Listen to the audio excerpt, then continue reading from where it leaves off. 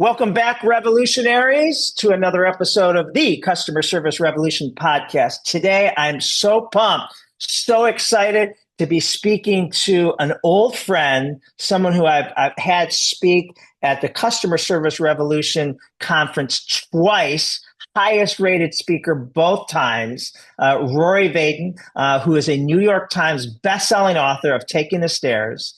He's been featured on the Wall Street Journal, Forbes, CNN, Entrepreneur, and Fox News national TV. He's a world-renowned speaker and has recently been named one of the top 100 leadership speakers in the world by Inc. magazine. He is the co-founder of Brand Builders Group, where he teaches people to build and monetize a rock-solid reputation. How are you, Rory? My brother, it's great to see you. You know, So I'm such a student of yours. We're such a fan of yours. And just to be back in your orbit makes me happy, man. So thanks for having me. Ditto, man.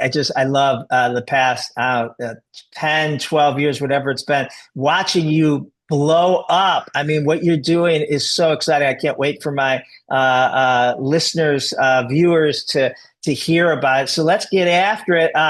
Brand Builders Group, what is that? Yeah, so Brand Builders Group is a personal brand strategy firm for mission-driven messengers. So we help experts, entrepreneurs, and executives to become more wealthy and well-known by teaching them how to build and monetize their personal brand.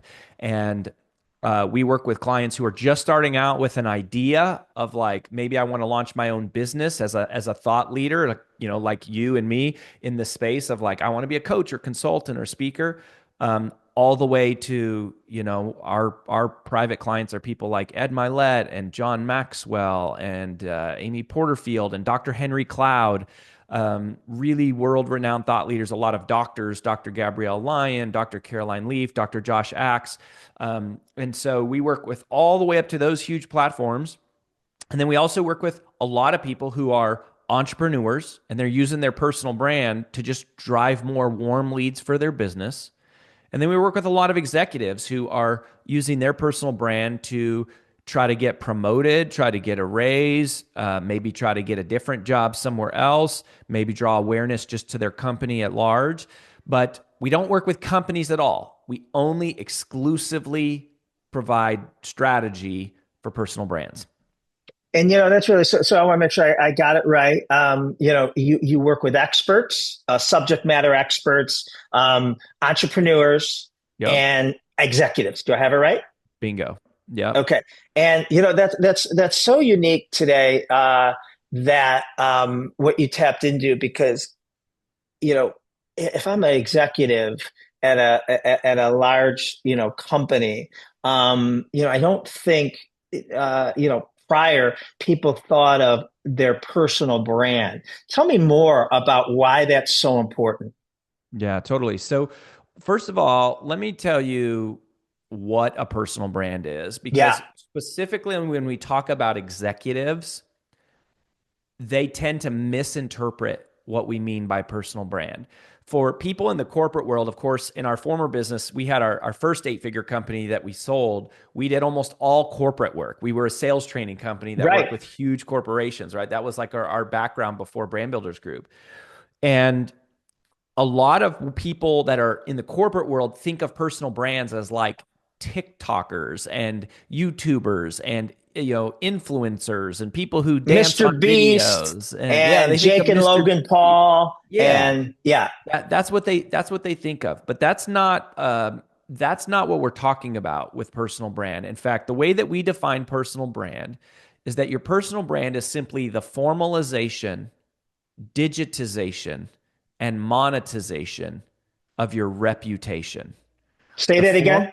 the formalization, digitization, and monetization of your reputation. So when you hear personal brand, don't think social media, influencers, Gary podcasting. V. Don't That think is Gary one Vee. component, but Yeah, but what it really is reputation. When for corporate people, the best way to understand this is to go, yeah, I don't know exactly what that word personal brand means, but they know what the word reputation means. And they go, yeah, reputation matters. Reputation is all that matters. They know that reputation precedes revenue. They know that reputation precedes referrals. They know that reputation is what gets you promoted. It's what gets you a voice. It's what makes you people listen to you. It gets you assigned to the best projects.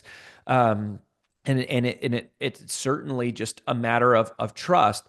And all of the tools of the day, which we are, we do know something about. A lot of the top podcasters in the world are clients of ours. A lot of authors, speakers, we do know something about that. But we're not playing the game of vanity. We're playing the game of humanity. We're playing the game of trust. And what are you known for? And so that's what I want you to think of. Now, you asked the question, John, you said, why is this important?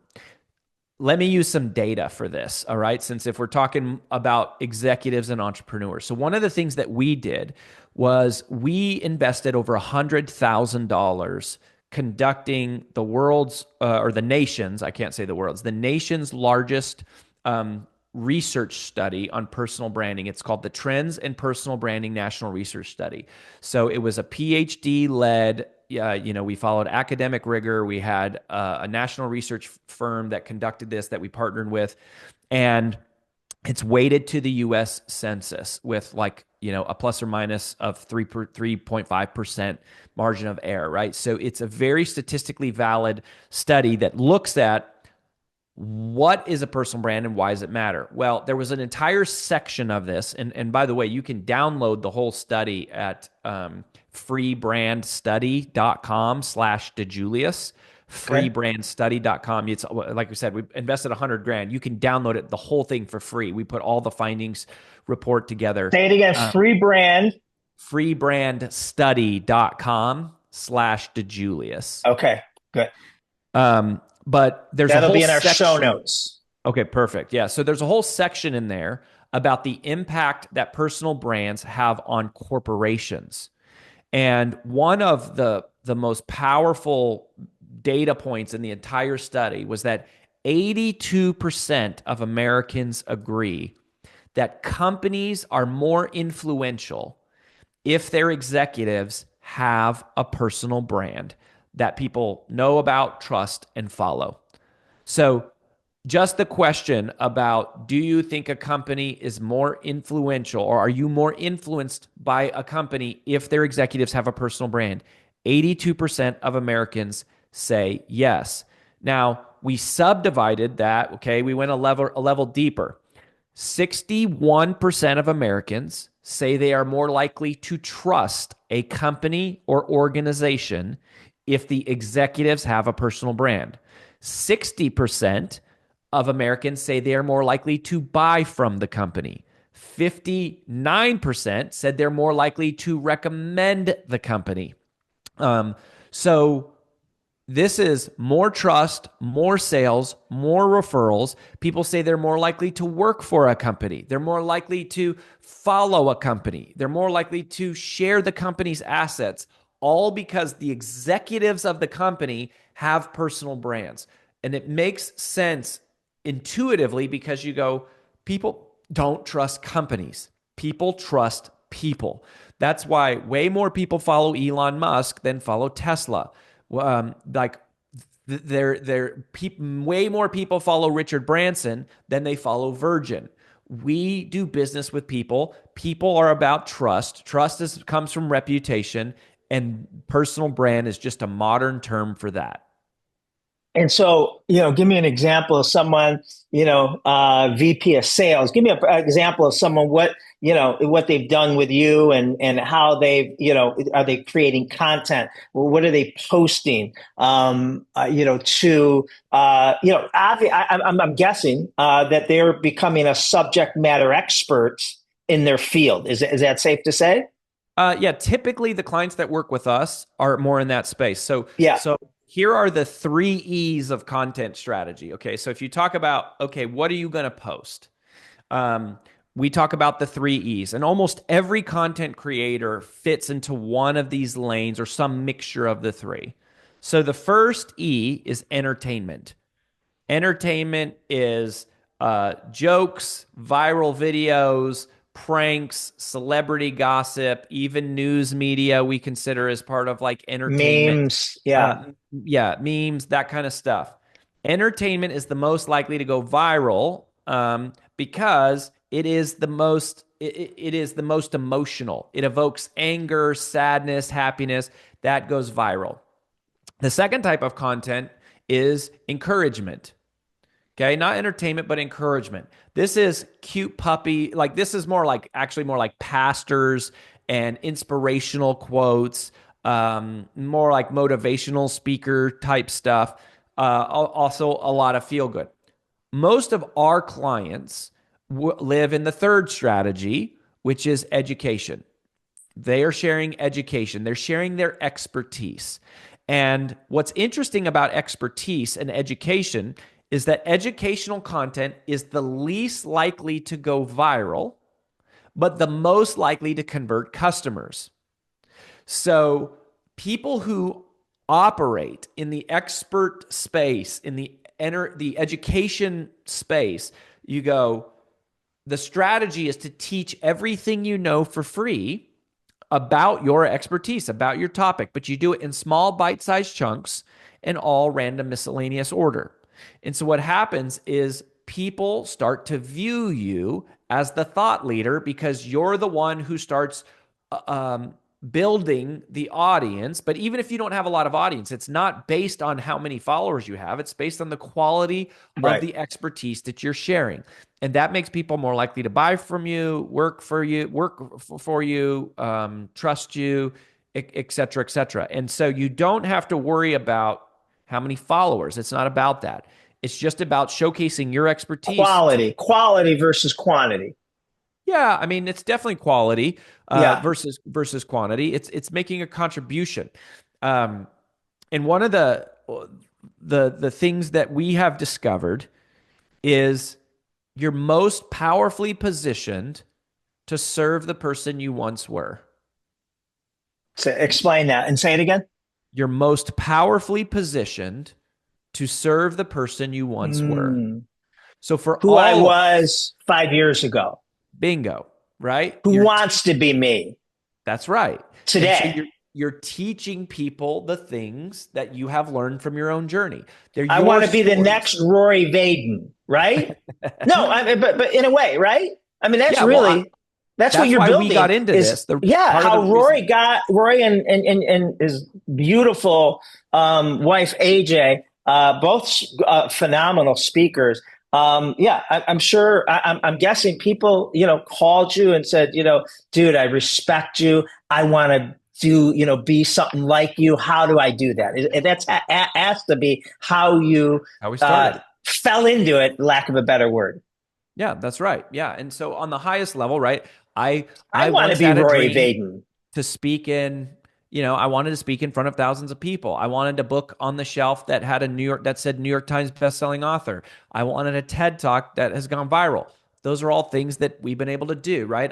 I wanted to build a company that we sold that was an 8-figure company. We've done those things, and so this is just the space. You asked me to help with cooking. I'm worthless. You asked me to fix something around the house. I'm worthless. You asked me to code something. I'm worthless. Like, can't help you with your health. Not super savvy there, right? Like but there is this area that we know really well because we've spent our life studying it. Chances are that is true for you who's listening, that you've spent your life or a big chunk of your life studying a certain small sliver of the universe that you're really, really a deep expert on. And you don't have to try to pretend to be something you're not. You don't have to dance. You don't have to do silly stuff. You can just share the expertise and the wisdom that you have for free. And what happens is all of these amazing, abundant blessings start showing up. Sometimes it's you get promoted. Sometimes you get invited to speak. Sometimes you get awards. Sometimes you build relationships. And sometimes those things end up turning into huge revenue streams and entire businesses. But what they always are is a way to impact people. What they always are a way to add value. What it always is a way to build trust with you and whatever movement or cause or company you're associated with. As simple as that. So, Roy, it's something I've personally have always focused on. And I don't know if this is, tell me if this is, along the lines or it's just a personal choice for building your brand. I'm not smart enough to do a lot of different things. Like you were saying, you want a social media expert? Yeah, I'll send you to Jay Bear. Or you want marketing? Not me, right? And the quote I love I've always lived by. I think it's by Jerry Garcia. You don't want to be known as the best at what you do. You want to be known as the only one that does what you do. And I so love it. I've purposely have only done customer experience, right? And I only post content about it. I only post articles because I don't, I eat, sleep, and drink, and I want to out consume, read, watch, whatever that is, more than anyone walking planet Earth on my topic. But Bingo. if you are a client of mine and you see that, today I posted about, leadership, and tomorrow I posted about, social media, and all of a sudden you start losing confidence in me that, oh, maybe he's not the customer experience guy anymore, or only, is that something you recommend, or is that kind of a personal choice? That you are the example of someone who has become one of, if not the defining voice in your space because you study it, you live it, you breathe it. And what everyone fails to understand is that if you have diluted focus, you get diluted results. That's actually a concept from my first book, Take the Stairs, which was about procrastination in general, but it applies just the same to personal branding. Like the reason that we have become one of the world's leading voices in personal branding. It's all we do. It's all we talk about. We study it. We invested $100,000 to get a couple pages worth of proprietary data that we could share. You can't get it from anyone else. It's ours. We study it. It's all we think about and do, and it's the only people we work with. And that's what it takes. So being a generalist is not the thing you want to be. That's not how you establish expertise because of exactly what you said. And now, I will say, I think too many people focus on differentiation, and I think differentiation actually is somewhat overrated. I don't think you need to be the world's best. I think you just have to be really, really, really good, and you have to be available, and people have to clearly think of you in that way, right? Like if there's customer experience comes up, there's only five people and really only three, and really only three that I would even go, these are the only three you should even talk to because it's all they do, and they're really, really good at it. Sales is different, and you go, look, part of the way to think about this is go, okay, so let's give you a visual. Let's say that you have 10 units of resource, and that could be whatever. Time, resource could be time, money, technology, team, prayer, capital, like whatever. But if you have 10 units of resource and you spread it across 10 initiatives, each initiative gets 1 unit of resource. That's being a generalist. In today's world, you're never going to be able to compete doing that with someone who expends 10 units of resource on one initiative. Right. If I take all of my knowledge, all of my time, all of my team, all of my tech, and I go all in on one thing, there's no way that you're going to be able to compete with me on that one thing. You'll destroy me in the other 9, but it doesn't matter. I only care about the one thing. Right. And so you're a walking, breathing, living example, one of my favorites. And that's why I said at the start of the show, which I mean, like, I'm a student of yours. I learned from you because I know whatever you're saying about customer experience is a combination of the most recent and up to date that also doesn't conflict with the timeless principles and truths because you've been around long enough for both and you're keeping up with that in that space, right? And you're the trusted voice. And many people are that. They just don't share their wisdom. And so they don't get some of those benefits. And that's kind of the whole thing is teach what you know to the person you once were. That's our I entire love message that. in I one love that. sentence. Never heard that before. I love that. You're one of your favorite quotes I had in my son's when he was training for wrestling and he was even training for the Olympics. Is your quote? And you're gonna have to say it about The the rent rent. axiom. Yeah, yeah. Say that. I love that quote. Yeah, so that's where my first book, Take the Stairs, where I said Right. success is never owned, it's only rented, and the rent is due every day. Love that. Um, and then, my first book was about the psychology of overcoming procrastination and increasing self-discipline. Well, if you apply self-discipline to personal branding, the same thing would be true. Thought leadership is never owned. It's rented and the rent is due every day. You have to stay on top of your game. You have to stay inside the latest and greatest case studies. You have to be working with the most innovative companies in your space. You have to be doing the original thinking. That's how you become an expert. Is you become an expert not by knowing a little about a lot. You become an expert by knowing a lot about a little. Right. And it's not complicated. It's not complicated. Roy, something I'm dying to do the research, and I just haven't. But yeah, that's why I want to ask you this. So, 25, 30 years ago, when I was getting started, and I wanted to, be a professional speaker, and which led to being consulting. And I'm sure you got this advice as well, and we both did it, and it worked out. I was told by the rock stars back then, if you want to be a professional speaker, a subject matter expert, you got to write a book, right? Mm. Writing. Someone told me writing a book, in our space, is like having MD or PhD. Author after your name is like having MD and PhD. 100%. And then I've always told people, right, that same advice. I'm sure you heard it. We've taken it, and it's worked for us. With all the mediums today, is that still true?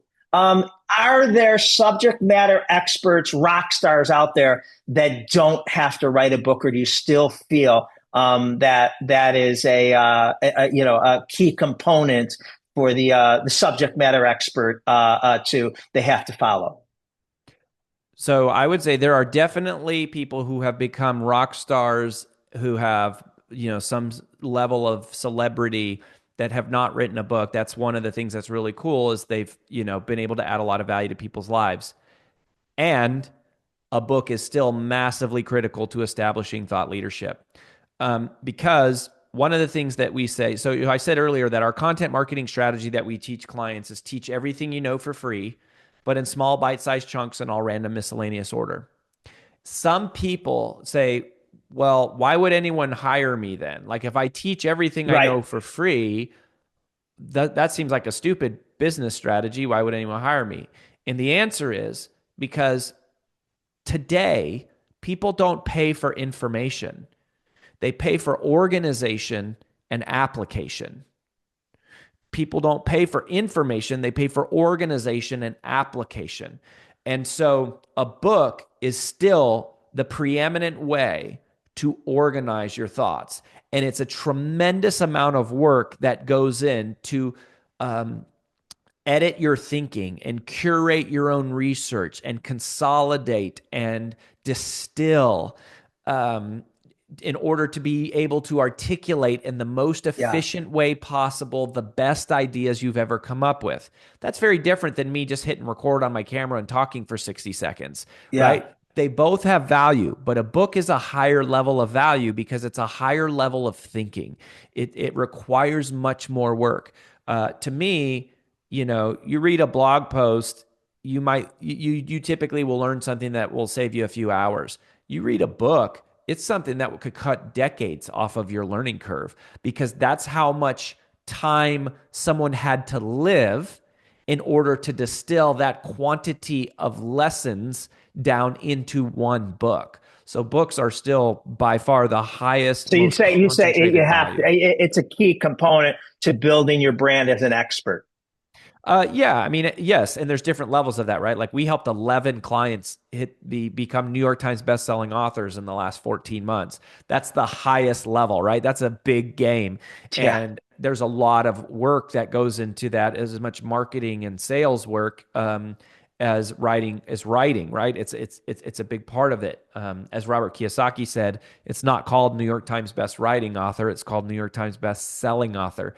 But we help a lot of clients self-publish or hybrid publish as well, because their book is just a business card that they can hand out for a few dollars. That you go, if someone reads that book, like if someone reads your book, they go from "I've never heard of you" to "You are now my favorite authority for the rest of my life on this subject." And that is super powerful. So, can you build thought leadership and expertise without it? Of course you can. But an accelerator? And I would still say today, one of the most important accelerators. 100%, absolutely. That's interesting. And something else that I've told people, and tell me if you think I have it right. I think you know this better than I do. But I say writing. So people say, how do I become a better speaker? And obviously the answer is, well, speak to anyone who listens, speak in the mirror, speak to your kids, speak to, the Rotary Club, get, but, I actually say that's 1A, and 1B, which, I would almost argue is equivalent, is writing, and to your point, if I have an experience flying here, and good or bad, right? And I work that into my speech today, it's going to be word salad. It's not going to be as crisp. I'll get the point across. But then if I go write it as part of my blog for next week, I'm going to, like you said, I'm going to articulate it, get it down to, 3 paragraphs to 3 sentences, but be more powerful. May go grab an example off, the internet that, reinforces that. And then the next time I speak it, I crush the story, So, whenever I don't love writing, but I write every week because it forces me to be, my antenna open. Oh, that just happened. Oh, the airlines just did this, or, a debacle just said they could have handled it better. But also I become so much more articulate when I say it in words. Do you agree with that? Is that, Absolutely. yeah. Okay. Yeah. Absolutely. And I think, being a great communicator starts with being a great thinker, right? So before you can be a great speaker, you have to be a great thinker. Before you can be a great writer, you have to be a great thinker. Like the quality of the writing is determined by the quality of the thinking, but writing forces you to edit that, whereas speaking, a lot of times it just kind of comes out. So, I absolutely agree with that. The other thing is, writing is still a very transmittable medium, right? I can hand a book to someone, I could forward them a blog post. Speaking is if it's a video, right? If it's recorded, but people have a certain expectation of efficiency of words when they're reading them, and they have a less stringent threshold, I think, when they're listening to someone talk. It's kind of like the old Woodrow Wilson quote that it's something to the effect of, if you want me to speak for an hour, or if he says, if you want me to speak for an hour, I can do that right now. If you want me to speak for half an hour, I need a day to prepare. If you want me to speak for 15 minutes, I need 2 weeks to prepare. Right. It takes more Sorry, time. this letter was so long. I didn't have enough time. Right. I mean, it's to say, yeah. And like you, the TED Talk was the hardest. I mean, I spent months for a 10-minute thing where if they would have given me an hour, I don't know if I would have prepared. And I mean, it's so important when you're coaching your experts, entrepreneurs, and executives. building their personal brand. You know, again, back when me and you got started, and I got started before you, I'm older than you, but there was two things we probably had to focus on, 15 to 30 years ago. Speaking and writing, blogs that maybe turned into our next book. Today, there's so many choices out there. And, how do you recommend, to do them all or focus on your two or three strengths, right? There's the speaking, obviously. There's the content of blogs, but then there's the content of videos. There's podcasting. I mean, there's so many different mediums that a person could go crazy. And back to our being you're an expert only speaking on one content, but you're choosing too many different channels, and maybe you're not a good writer, or maybe you're not a good video, or maybe you're not a good podcaster. And, how do you recommend to your clients what they should choose to really grow their brand? Yeah, well, our central, like, overarching premise and one of our most deeply held philosophies is if you have diluted focus, you get diluted results. Every client that we've worked with, that we've helped, to reach some level of major notoriety or whatever, it's because we identified the one thing that they could be known for. In fact, so at Brand Builders Group, our first experience, the first way that people work with us is a 2-day experience that's called Finding Your Brand DNA. And in that, we take people through a series of exercises, a series of questions that we ask them. And the whole point of that first 2-day experience is to get precisely clear on 4 different one things. What is the one problem that you solve in one word? How do you solve that problem in one sentence? Who do you solve that problem for in one phrase? And what is the one revenue stream above all others that matters when you monetize this expertise? If we can get them clear on those 4 one things, then we have a strong foundation to move their personal brand forward with, and they will see results. But until they're clear on those 4 things, every other downstream decision is going to be a mess and a disaster. Now, when you talk specifically about producing content, right? Mediums, mediums. Like one of our other 2-day experiences. Basically, what Brand Builders Group offers is 12 different 2-day experiences on, first finding your uniqueness so that you have that codified. Then we help people. We have another one called Captivating Content, where we extract the thinking out of their brain and turn it into original IP, thought leadership, and frameworks. We have one on the art of speaking, one on the business of speaking. We have one on writing books and doing book launches, and you have a publishing company now, don't you? Yeah. So we have Mission Driven Press.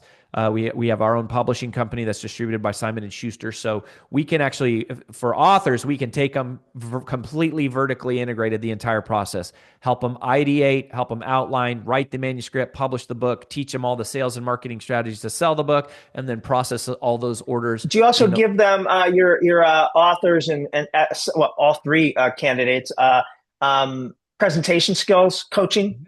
Yes. Yeah, you do it all. We teach them how to do media. So all of those things, because they are all interlinked. Now, coming back to your content strategy question, here's I'll give you another one of our techniques. So we call this the content diamond. So here is a way that you can both be focused in your expertise, but also expand your reach and reach a lot of people. So this is the strategy that I still to this day use and several of our top clients. So it starts out at the top of the diamond is like a 6 to 8 minute video that you do once a week. So what'll happen is you make a list of 52 questions. That's the very first thing. You can do this on ChatGPT. You can brainstorm it yourself. All you do is make a list of 52 questions that your perfect prospect might ask, or 52 questions that somebody trying to learn what you know would ask. And then each week you answer them one at a time. And for about 2 or 3 minutes, you talk about the question, why it's important, what are the common mistakes that people make. And then for like the last 3 or 4 minutes, you answer the question and you teach them the right way to think about it, the right way to the tactics to help them do it. And then you give them like a call to action. And that's it. So we call that QAC, question, answer, call to action. That's our little formula for one video every week that answers one question. So that one video is what we call the main content. It's the top of the content diamond. Now, what I want you to think about is a diamond extending out to two different directions, right? One path is the text and imagery assets path. So what's going to happen is we teach you, the tools to use, help you build the team. We can introduce you to vendors, whatever. You can use AI, all these different things to help you execute this. But you take that video and you get it transcribed. What that does is that turns your spoken word now into the written word. Once it's in the written word, the first thing you do is you edit that into a full-length article. That article can be posted on LinkedIn Pulse. It can be posted as a long-form caption. It can be posted on Medium. It can be posted on Reddit. That article can now be repurposed in its full-length form on many different media sites. Similarly, we're going to look for what we call pillar points, which are the quotable moments, the catchphrases, and then we're going to take those out, and then we're going to drop those onto like stock imagery or stock videography, and turn those into carousel posts, just the highlight moments. Like if you go follow Rory Vaden at Rory Vaden on Instagram, you'll see every week we do some carousel posts. Those carousel posts are just pull quotes from my blog for that week that came from the video that was the main source. I don't do that. The team produces those assets. They also push those visual assets on Pinterest, right? They can post that carousel on Facebook and Instagram and LinkedIn and Pinterest, but it's the same asset. It's just in different places.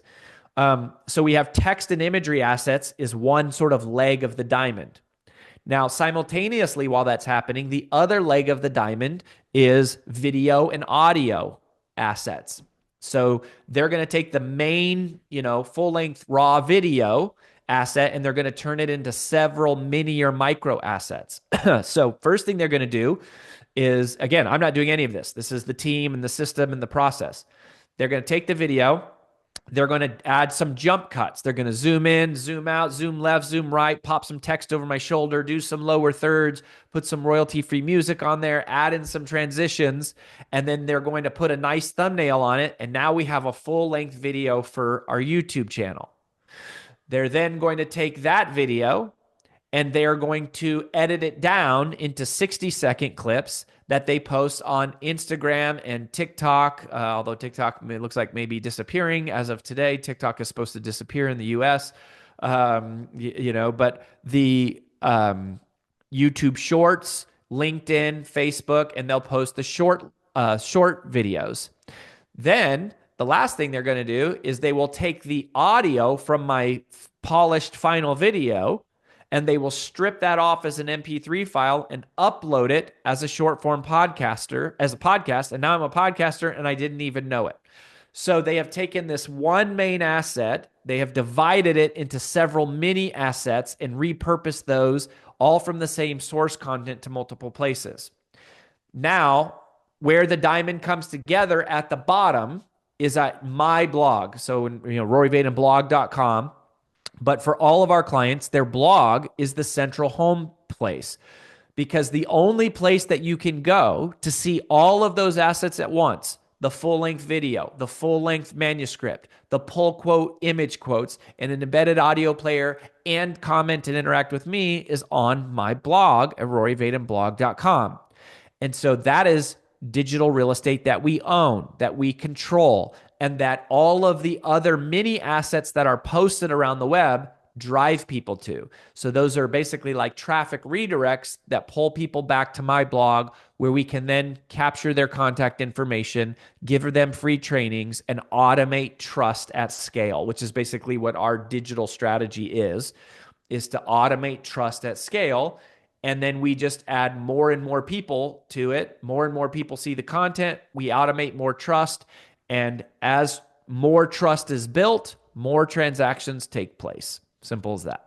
So, Roy, I love all this, and you are always an ATM machine of great ideas, giving it away for free. But we might have just, overwhelmed some people. Yeah, Does brand builders do this for them so they don't have to if they don't have a team that can edit and do all this? Does brand builders do this for your clients? There are certain parts of the process of the brand management process that we do for people, and certain parts we don't. So there are You'll probably recommend where they can outsource it inexpensively. Yes. Okay, good. Because I know, people get excited, but then sometimes, and I'm sure me and you did this at one time in our early stages, we say, all right, well, that's too big right now. And then we pause, and it prevents us from getting going because we think that, we got to do everything. But, I know brand builders helps crawl, walk, and run, what you need to start with, like you said, and the workshop. So where can our experts, entrepreneurs, and executives find out more about all the amazing resources you and your team provide? Yeah, so they should go to freebrandcall.com/DiJulius. So freebrandcall.com/DiJulius.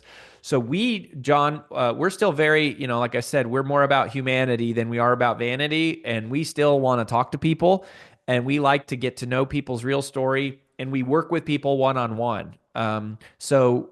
We do have some self-study things that are very, very affordable for all different, budgets, but our core business is actually working with people one-on-one. And so we want to do that first call to meet you, hear your story, do an intake of where you're at on your journey, how much team you have, what your vision is, and then we'll show you, here is the 4-phase journey that we work with and we take clients on. Some of which we've already talked about today. We've talked about a couple of those different things. And we do that on a call. So freebrandcall.com/DiJulius. And that'll be in the show notes.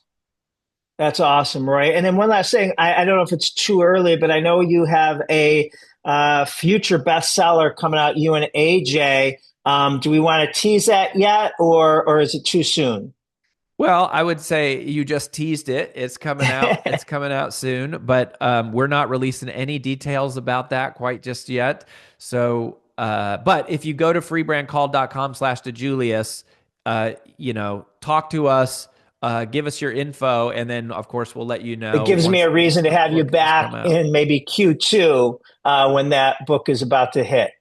Yeah, we can totally do that. We have so much to share. And the last little thing I would just leave everybody with is, if you have a calling on your heart to share your expertise with the world, right? We don't think that everybody has that calling.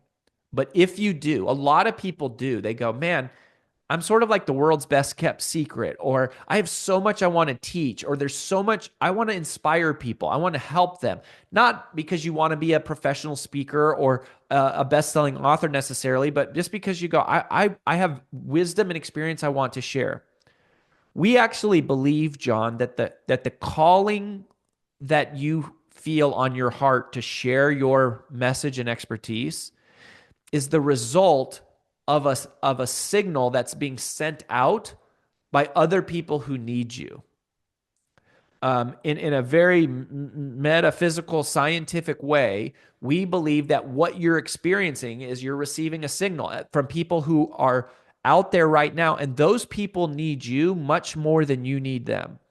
There are people out there right now who are begging and pleading and seeking and searching, and quite literally, possibly on their hands and knees, praying for answers to questions that like the back of your hand, because you spent your whole life doing it. And so to us, it's not about income, it's about impact. It's about reaching those people and helping them because you can. Whether or not something good comes for you, you can help others. And we know that if you do that, beautiful, amazing, abundant blessings will roll back to you. You're a living example of that, John, as am I. It's amazing to be here. I hope this is helpful for the people in your community. I love you, and thanks for having me.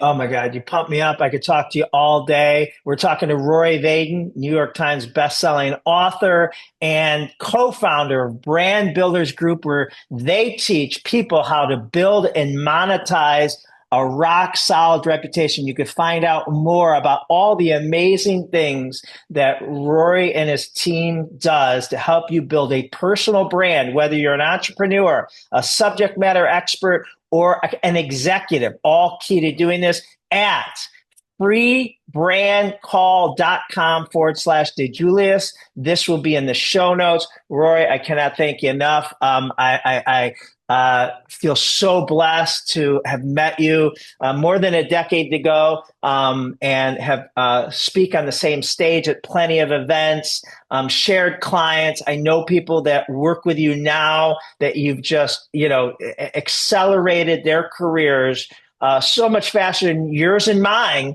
because of what you're teaching. It's so valuable. And the person that you are, I really appreciate you in my life. Thank you. My pleasure, brother. We'll be right back after this, revolutionaries.